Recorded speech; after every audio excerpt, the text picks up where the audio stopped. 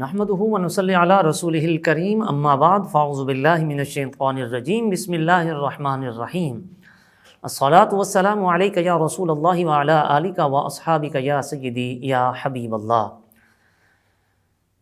ناظرین کرام السلام علیکم ورحمۃ اللہ وبرکاتہ۔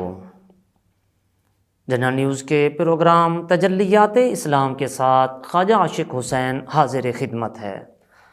ناظرین کرام، جسم انسانی میں دل وہ اولین منبع ہے جہاں سے جذبات و خواہشات پیدا ہوتی ہیں، امن اور شر، نیکی اور بدی کی سوچ جنم لیتی ہے۔ اگر قلبی خیالات اور احساسات کا رخ اچھائی اور امن کی طرف اور نیک کاموں کی طرف موڑ دیا جائے تو انسان متقی، پرہیزگار اور معاشرے کا ایک مفید شہری بن سکتا ہے، اور اگر اس کے دل میں شر اور فساد اور بدی کی سوچ پنپنے لگے تو یہی انسان ذہنی بے سکونی اور بے چینی کا شکار ہو کر معاشرے کا امن و سکون تہ و بالا کرنے پر تل جاتا ہے۔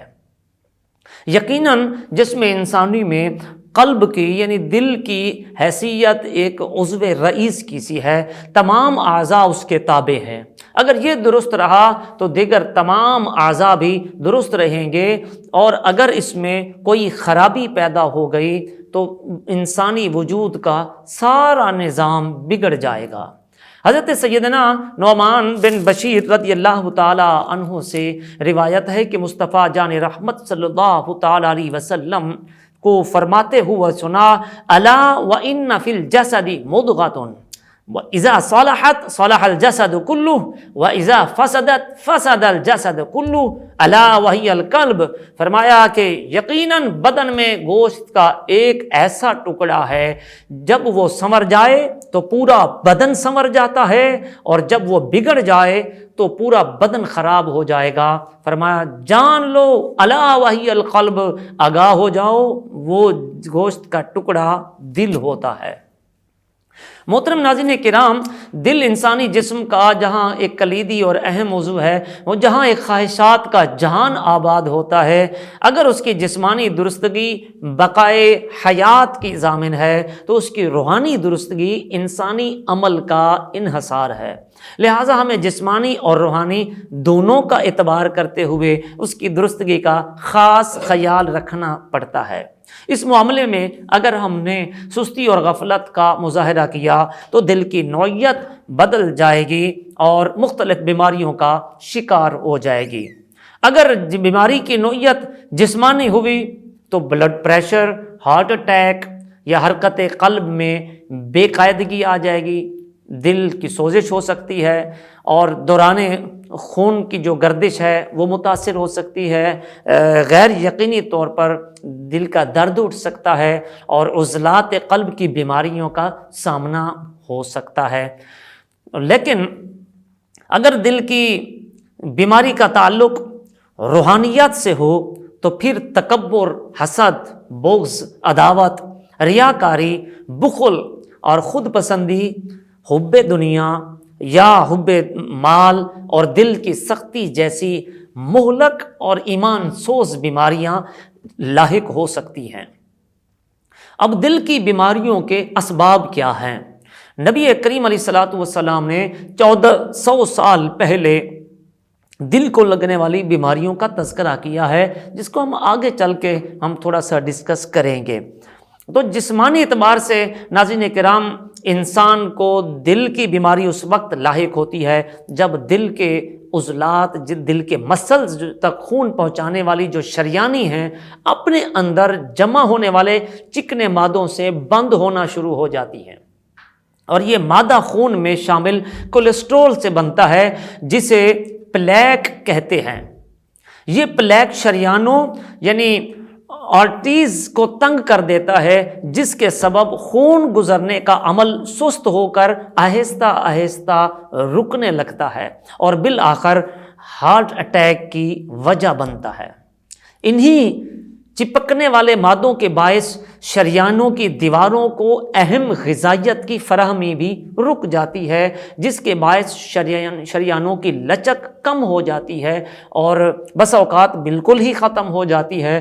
نتیجہ بلڈ پریشر سے بھی جو ہے وہ یہ بھی بڑھنے لگتا ہے، اور مزید جو ہے مریض کی شریانیں اگر جزوی طور پر بند ہوں تو اسے انجائنا کی تکلیف محسوس ہوتی ہے، جس کے باعث اس کے سینے میں شدید قسم کا درد اٹھتا ہے اور آہستہ آہستہ پورے جسم میں پھیل جاتا ہے۔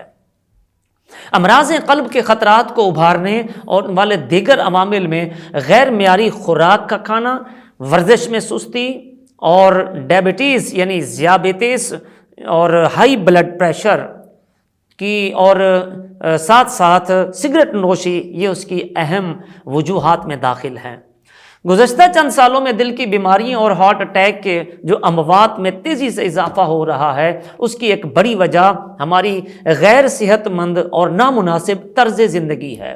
مضر صحت چکنائی سے بھرپور غیر صحت بخش غذاؤں کا استعمال جو ہمارے ہارٹ اٹیک کو اکثر سبب بنتا ہے۔ اب اس کا انحصار اس بات پر ہے کہ علاج شروع کرنے سے پہلے دل کے پٹھوں کا کتنا حصہ متاثر ہو چکا ہے۔ دل کا جس قدر حصہ متاثر ہوا ہوگا، مریض کے صحت یاب ہونے میں امکانات بھی اتنے زیادہ ہوں گے۔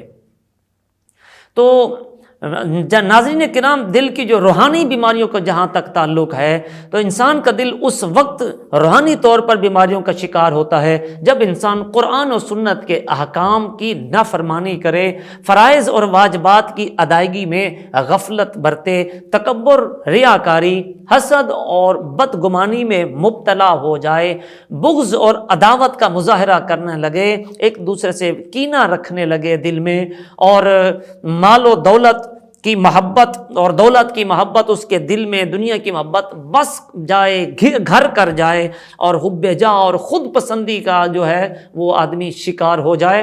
انسان جیسے جیسے ان اخلاقی رذائل کو اپنا کر گناہوں کی دلدل میں وہ دھنستا چلا جاتا ہے، ویسے ہی اس کے قلب میں سختی اور قساوت پیدا ہوتی جاتی ہے، اور روحانی بیماریوں کے باعث ہر گناہ کے بعد اس کے دل پر ایک سیاہ نقطہ لگ جاتا ہے، حتیٰ کہ ایک وقت ایسا آتا ہے کہ گناہوں کی کثرت کے باعث اس کا سارا دل سیاہ ہو جاتا ہے۔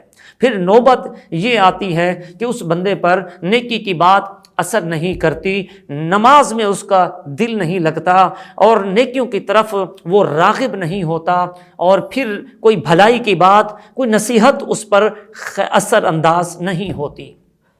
وہ نفس کا غلام بن کر رہ جاتا ہے، اور قلبی سکون اور اطمینان سے محرومی اس کا مقدر بن جاتی ہے۔ اب ان امراض کو اگر ہم دیکھیں تو اس میں تکبر ہے، جس میں آدمی اپنی ذات کو دوسروں سے افضل سمجھتا ہے، دوسروں کو حقیر سمجھتا ہے۔ یہ بہت بڑی بیماری ہے۔ نبی کریم علیہ الصلوۃ والسلام نے فرمایا کہ جس کے دل میں من کان فی قلبہ مثقال حبۃ من خردل من کبر کبہ اللہ علی وجہہ فی النار، فرمایا کہ جس کے دل میں رائی کے دانے کے برابر بھی تکبر ہوگا، اللہ تعالیٰ اسے اوندھے منہ جہنم میں ڈالے گا۔ تکبر کرنے والے قیامت کے دن چونٹی کی شکل میں آئیں گے۔ تو تکبر کا علاج یہ ہے کہ آدمی جو بڑے بڑے متکبرین، فرعون، قارون، حامان، نمرود جیسے متکبر سرکش لوگ گزرے ہیں، ان کے مال، ان کی دولت، ان کا اقتدار، سب کچھ ہونے کے باوجود دنیا میں کچھ بھی باقی نہیں رہا، سب کچھ غرور نے خاک میں ملا دیا۔ لہٰذا ہمیں بھی چاہیے کہ ان سے عبرت حاصل کریں، اپنے دل میں عاجزی اور انکساری پیدا کی جائے۔ حضور نے فرمایا من تواضع لاخیہ مسلما رفع اللہ من ارتفع علیہ وضع اللہ، جس نے اپنے مسلمان بھائی کے پر اپنی بڑائی کا اظہار کیا، یعنی تکبر کیا، اللہ تعالیٰ اسے ذلیل و رسوا کر دے گا۔ اللہ اکبر۔ ناظرین کرام، اسی طرح ایک روحانی بیماری جو ہے وہ حسد کی ہے۔ یہ بھی دل کا ایک مرض ہے۔ حسد کیا ہوتا ہے؟ کسی کی نعمت کے زوال کی تمنا کرنا، یہ حسد کہلاتا ہے۔ تو کسی حسد نہ روحانی اعتبار سے دل کے بیمار ہونے کی نشانی ہے۔ یہ انتہائی خطرناک قلبی مرض ہے۔ کچھ لوگ دوسروں کی نعمتوں کو دیکھ کر جلتے کڑتے ہیں اور حسد کرتے ہیں، اللہ تعالیٰ اس کو پسند بالکل نہیں فرماتا، کیونکہ حسد وہ مرض ہے جو سب سے پہلے شیطان لعین نے حضرت آدم علیہ السلام سے کیا تھا۔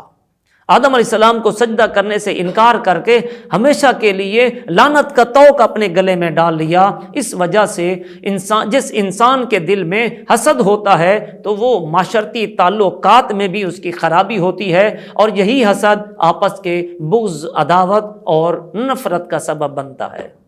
حسد آدمی کے دین و مال دین کے لیے بھی اتنا خطرہ ہوتا ہے کہ قرآن کریم میں اللہ تعالیٰ نے فرمایا کہ وَمِن شَرِّ حَاسِدٍ إِذَا حَسَد، فرمایا کہ حسد کرنے والے کے حسد سے جو ہے وہ پناہ مانگی جائے۔ تو اس سے مرض سے نجات پانے کا آسان طریقہ یہ ہے کہ اللہ تعالیٰ تبارک و تعالیٰ کی تقسیم پر انسان راضی رہے اور اللہ کی نعمتوں کا شکر بجا لاتا رہے، کیونکہ اللہ ہی ہمارا خالق اور رازق ہے، سب کو دینے والا وہی ہے، جس کو دیا ہے جتنا دیا ہے وہ سب اللہ ہی کی عطا ہے۔ گویا جو شخص حسد کرتا ہے وہ در حقیقت اللہ کی تقسیم پر اعتراض کرتا ہے۔ تو لہٰذا اپنے دل میں جب ہم اللہ کی تقسیم پر صدق کے دل سے راضی ہو جائیں گے تو اللہ رب العزت جل وعلا وہ ہمارے دل میں سکون کی دولت بھی عطا فرمائے گا۔ تو یہ بیماریاں ایسی ہیں جو انسان کی تباہی اور بربادی کا سبب ہیں، ہمیں اس سے قطعی طور پر اجتناب کرنے کی ضرورت ہے۔ جہاں دل کو روحانی طور پر جہاں جسمانی طور پر فزیکلی طور پر اس کو صحت مند رکھنے کی ضرورت ہے، وہیں پر دل کو ان روحانی امراض سے بچانا بھی انتہائی ضروری ہے۔ خالق کائنات جل وعلا ہم سب کے ظاہر و باطن کو تزکیہ اور صفائی اور پاکیزگی عطا فرمائے، اور ہمیں ایسا نیک بندہ بنا دے کہ ہم اسے پسند آ جائیں۔ رب العزت ہم سب کو اعمال صالحہ کی توفیق دیجیے۔ اسی کے ساتھ ہی اپنے میزبان خواجہ عاشق حسین کو اگلے پروگرام تک کے لیے اجازت دیجیے۔ اللہ تعالی ہم سب کا حامی و ناصر ہو۔ السلام علیکم ورحمۃ اللہ وبرکاتہ۔